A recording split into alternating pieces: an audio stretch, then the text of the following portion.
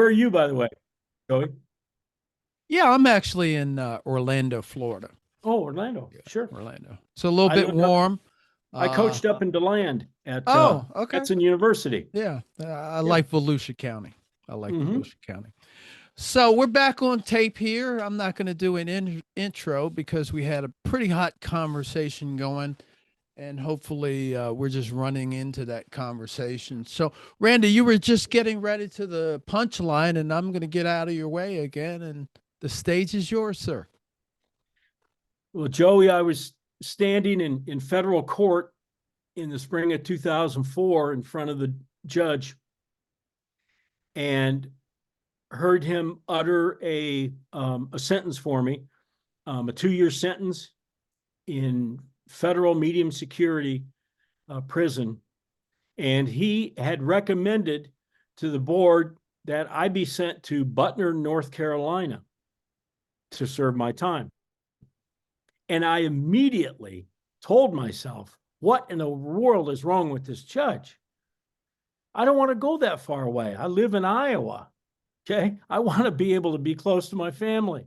That type all of this stinking thing that I got going, and I had a lot of it going at the time. Didn't say a thing, but I just took it. And then he went on to say, and this represents one of the great blessings of my life, what he said next. He said, now I'm going to recommend you go to Butner because of my knowledge of the strength of their sex offender treatment program within the Bureau of Prisons, of which there are only 3 treatment programs in the country. And I'm going to recommend you go to one of them. He also went on to say that there's a 10-year waiting list. And I'm trying to do the math and think, how am I going to wait 10 years and do 2 years? That's how long the treatment program was, and that's how long my sentence was. And somehow, way beyond me, and anybody I know in human form, made this possible, that I got to go directly to Butner, North Carolina, and enter this treatment program. Now, at the time, I will admit, and I said to myself in my mind, I don't want to go there and be with a bunch of scumbags who are there for sexual crimes. And later, 6 months later, I ate those words because by then at Butner, and they had a dedicated unit, you were part of the entire 800 inmate prison, 8-building prison. But during the day, because we had programs during the day, we were in a certain facility. And I got to know there were 100 men in that facility. And when I walked in that day, there were 99 men who were ahead of me, who had seniority over me. And those were the scumbags, I thought. And I got to know those guys, each and every one of them, all 99. And I'll tell you, I didn't know, but there was a huge reward for me of many things that I learned and gained from in prison. One of them was I got to work on my propensity to judge, to have that judgment bone in my body. Because when you're in prison, if you do it right, you realize that you're there too, just like everybody else is. And I realized that, hey, we all came from different backgrounds. We all came from different families, different socioeconomic situations.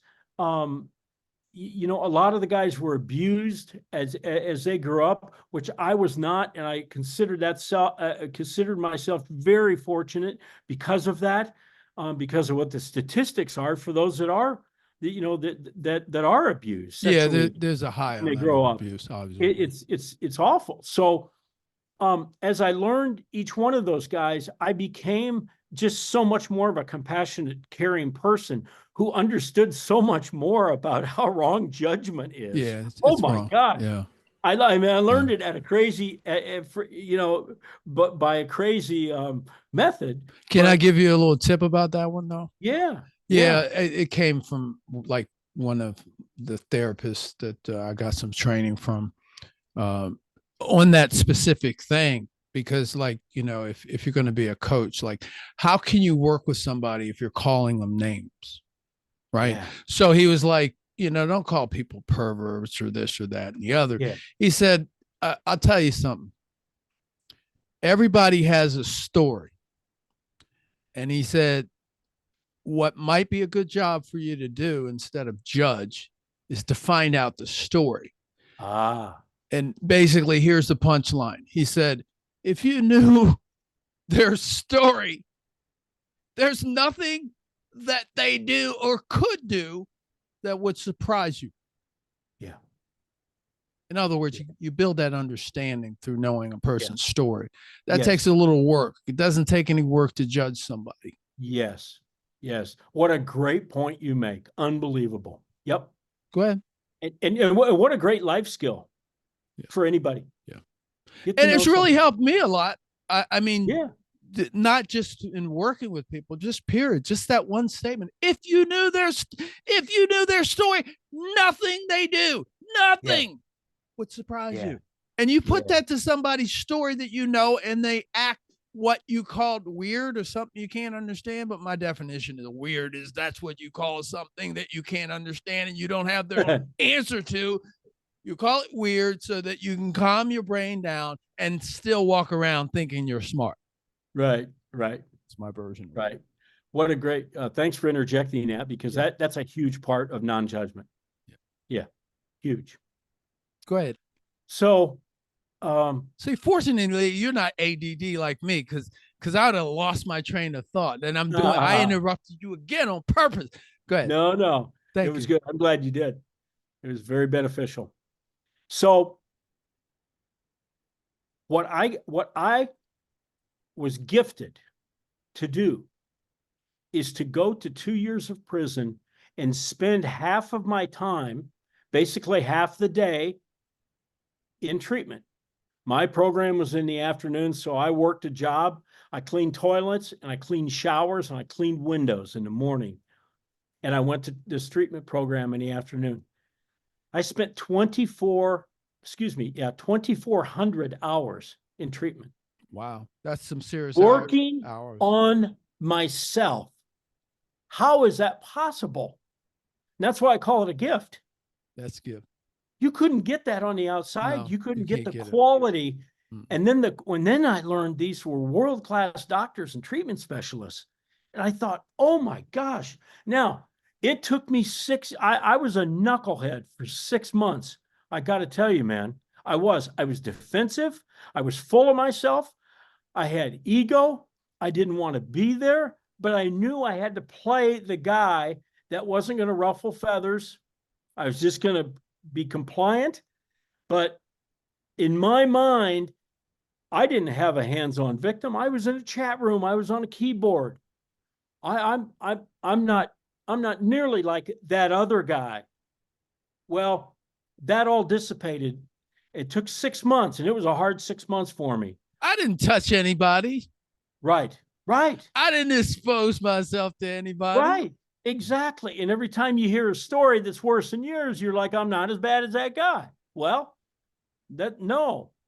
But there was a process that I had to live and learn every single day to get to that point. And whereas I knew what they were teaching was good, it's amazing once you buy in to anything, how much more it's like learning begins when the student arrives. Yeah, it does. Right? Mm-hmm. Well, I wasn't the student yet. I was there in body. I was a human, but I wasn't a student yet to learn. But when I did, things began to crystallize with what they were telling me and what they were teaching and why they were teaching it. They were phenomenal, world-class doctors and treatment specialists. But at that 6-month mark, something happened to me that was life-defining. And that's that we were in what was called a process group. It was 9 men and our leader who, and our doctor for my process group was a woman who was a tremendous doctor, had an unbelievable mind for teaching the things that needed to be untaught to us, because we just valued I know I valued the female body or the female person as just that and not a person, and objectified and all of the other things that go with it. And on that particular day, I guess I had spouted off enough about what I used to do as a coach that she, in no uncertain terms, said, Mr. Brown, if you're going to remain in this program, that is the last time you will ever use the word coach.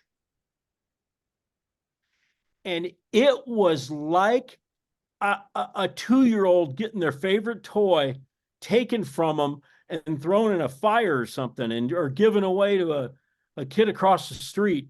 I mean, I was livid because that word meant a lot to me. It was your identity. That was my identity. And when she said that, I'm telling you, I don't know if I've ever been that angry so quick. Well, the long and short of it is, after about another 45 minutes, and by then I was huddled up and shaking and crying and snot running out of my nose because I couldn't control myself.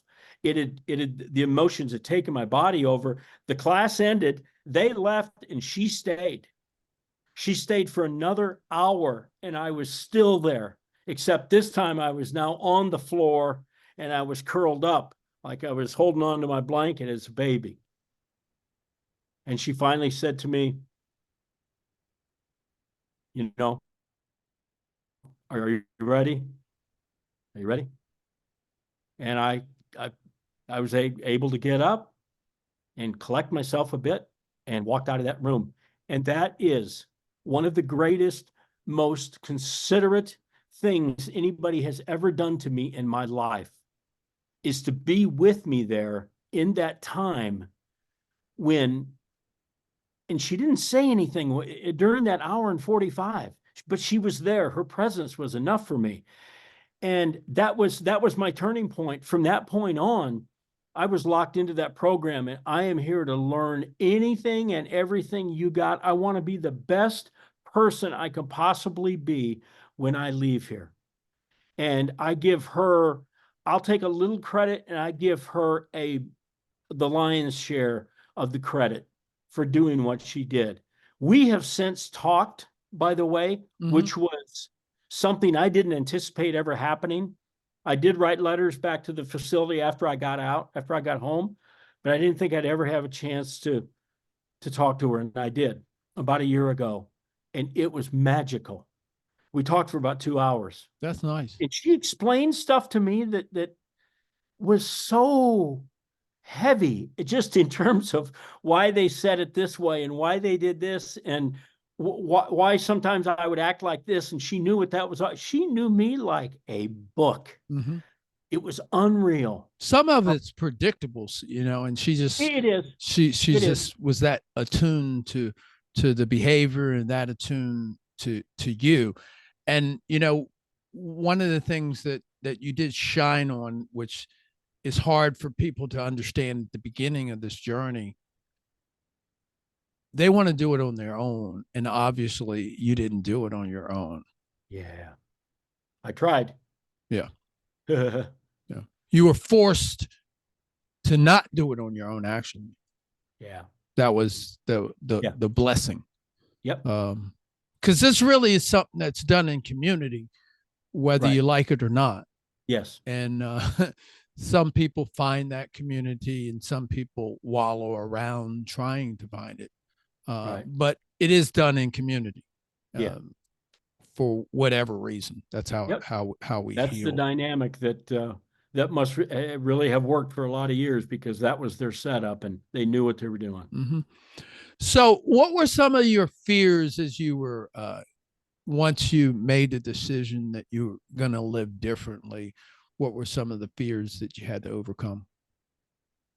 Well, one of them was staying diligent in the time that I was there. I had this goal of leaving my 2 years on good terms, because you're leaving to go back home to a PO who knows you in and out, because he's read your whole case file. And I wanted to be like the perfect student, so to speak. I wanted to do everything I could possibly do to put myself in a situation to be in good standing going back, to meet my PO and begin to work with them for 3 years, which I did when I got home. The last thing they had you do, and I remember guys talking about this the first day I got there, was take a polygraph. So upon your exit, you took a polygraph. And I was in there with Dr. Burke for 4.5 hours on a polygraph. And it blew my mind because I didn't realize that amount of time could elapse. Mm-hmm. And they have their ways, and they have their ways of testing, and it was an unbelievable experience. And I did fine, I did fine with my polygraph. And I can't say that I was, I'm sure at a level you're just kind of like, oh, thank goodness, you are, you feel this very grateful that it was a good polygraph, right? It was good, it was positive. Yeah, you want the machine to work, right? But at the same time, I knew that it should have. So that kind of helps you keep yourself together too, because I knew everything I was saying was proper, whether I was saying this was right or this was wrong. So what were some of your challenges when you got home in keeping yourself sexually pure, shall we say? That's the word I like to use. Well, it was, I will say, and I took the stance when I left Butner that every day I had to be on edge, and every day a positive edge, and every day I had to be very aware of where I was, and then I couldn't make this mistake.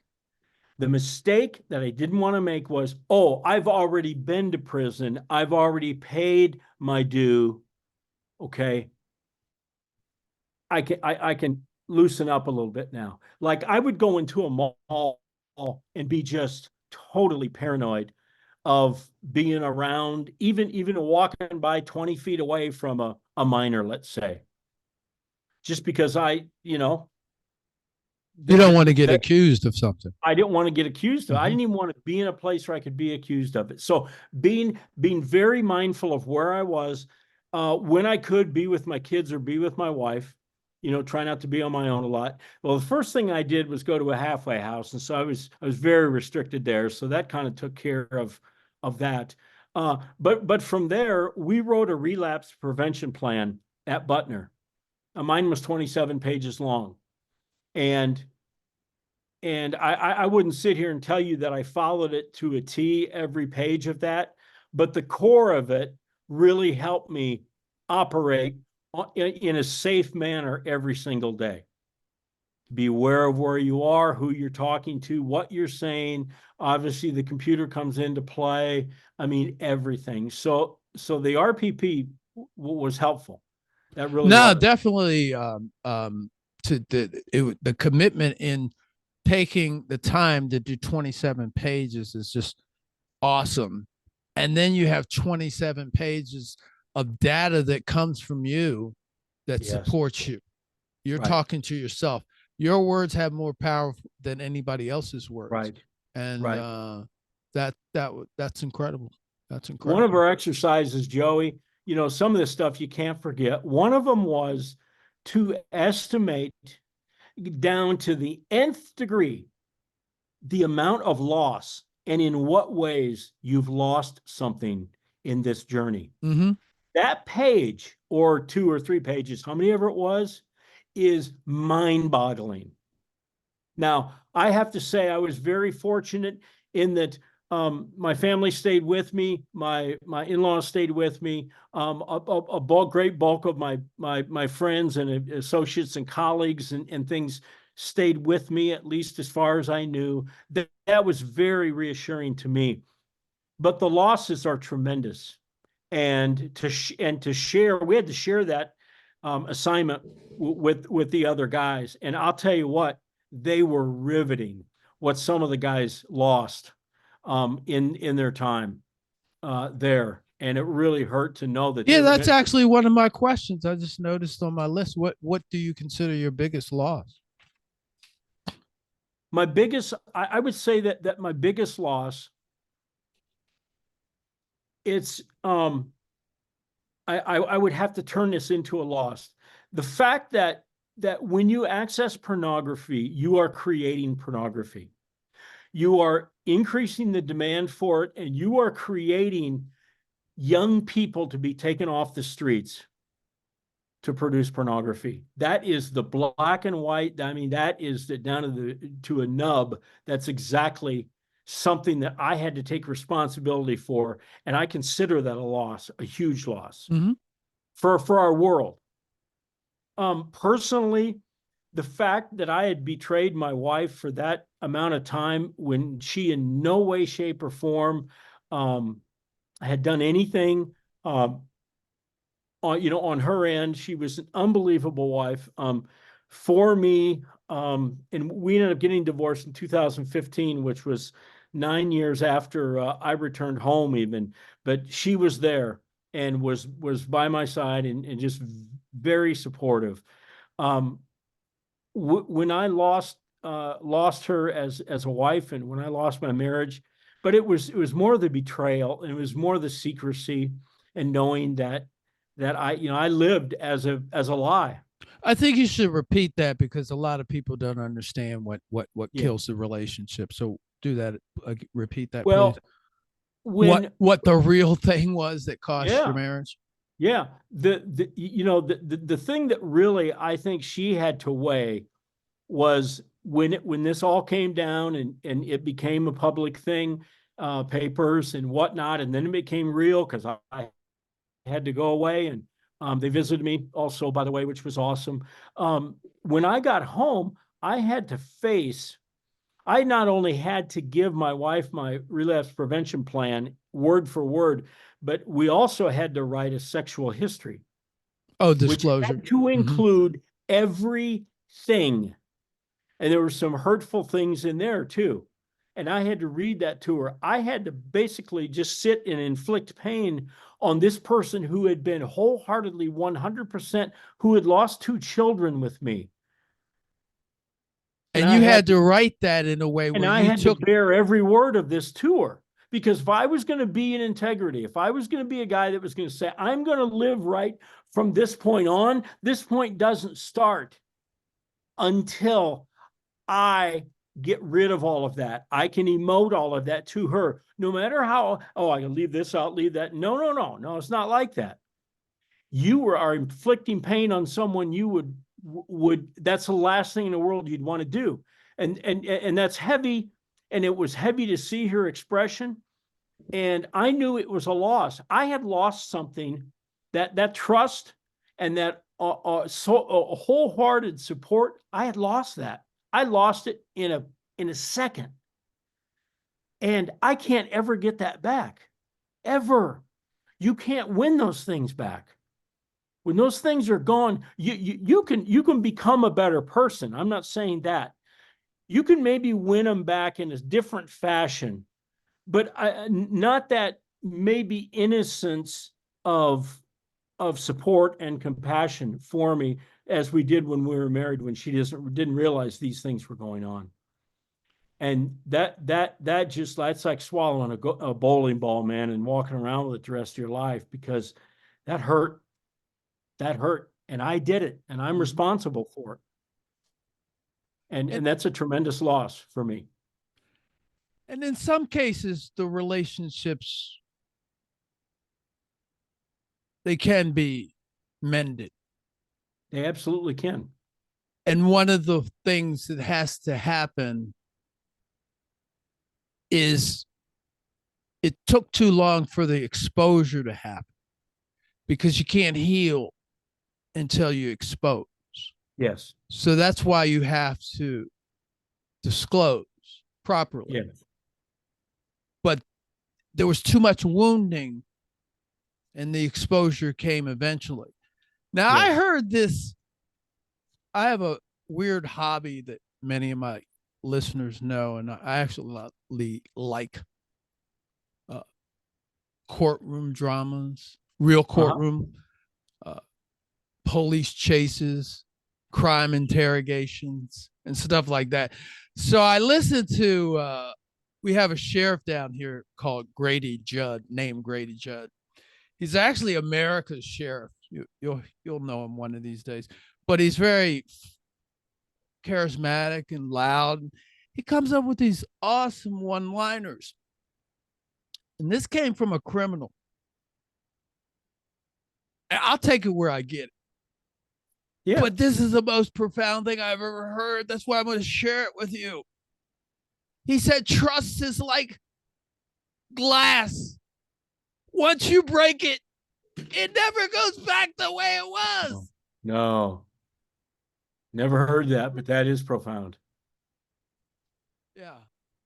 I was like, well, I'm taking it. Yeah. Yeah, it's like glass.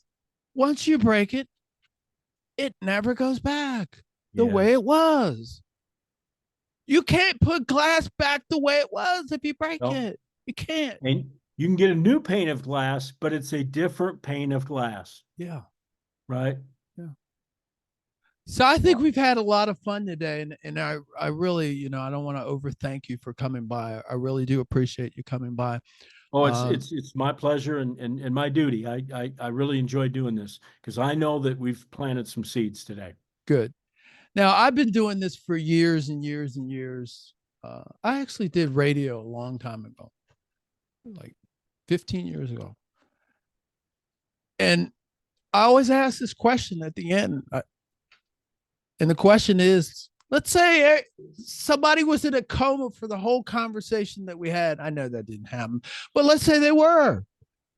What one thing is it that you want us to know and to take away from this conversation today?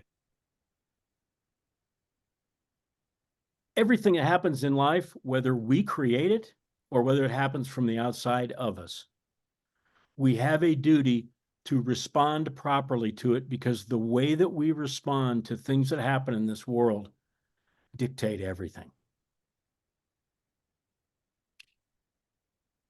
Is there any way you could repeat that again? Yes. Yes. Go ahead. That there are many things that happen in our world to us. Some of them happen from outside of us, like a natural disaster, and some happen because we create them. When those things happen, we have a choice as to whether we are going to become the victim of what happened or whether we are going to take responsibility for it through what I say respond versus react. Make a very mature and timely response to what happened. Because what comes out of that thoughtful response can dictate everything from there on, the rest of your life, that day and all the years of your life. That's perfect. I would only add to that, responding is what mature human beings do, and reacting is what immature people and animals do. So, yeah. Great conversation, sir.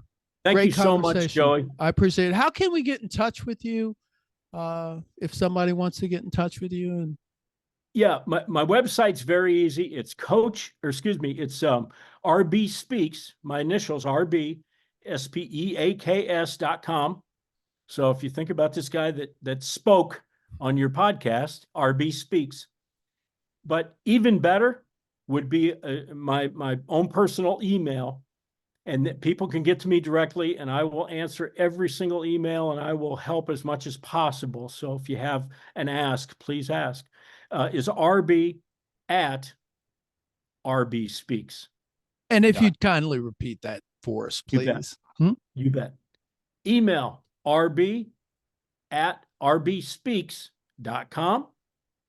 And my website is just RBSpeaks.com. Again, Randy, I appreciate you coming by. It's really been a delightful, dynamic conversation. I think that will make a difference in people's lives. I greatly appreciate it. Thank you. Thank you so much. Mhm. And keep doing what you're doing. I will. It's I appreciate that. Thank you. Thank you. So to everybody else, again, feel free to listen to this conversation again. There's some gems in the conversation. We're regular people just like you.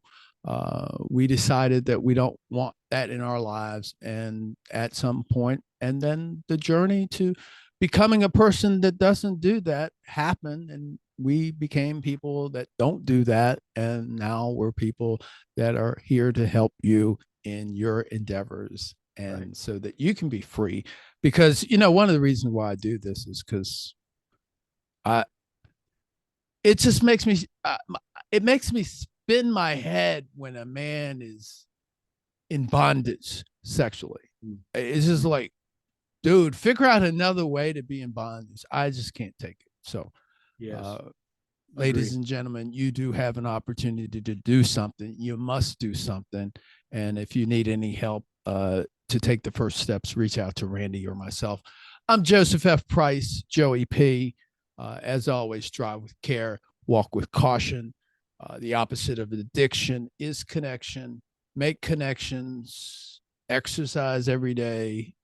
Don't put your phone in your hand for an hour, because obviously your first hour of the day, if you can, because most people's porn addiction is also a phone addiction. You don't have mastery over your phone. And I always tell people, how are you going to have mastery over your sexual habits if you can't have mastery over your phone? So one thing you can do today is start to have mastery over your phone, and don't turn your phone on for a half hour. Until next time, we'll see you. God bless you.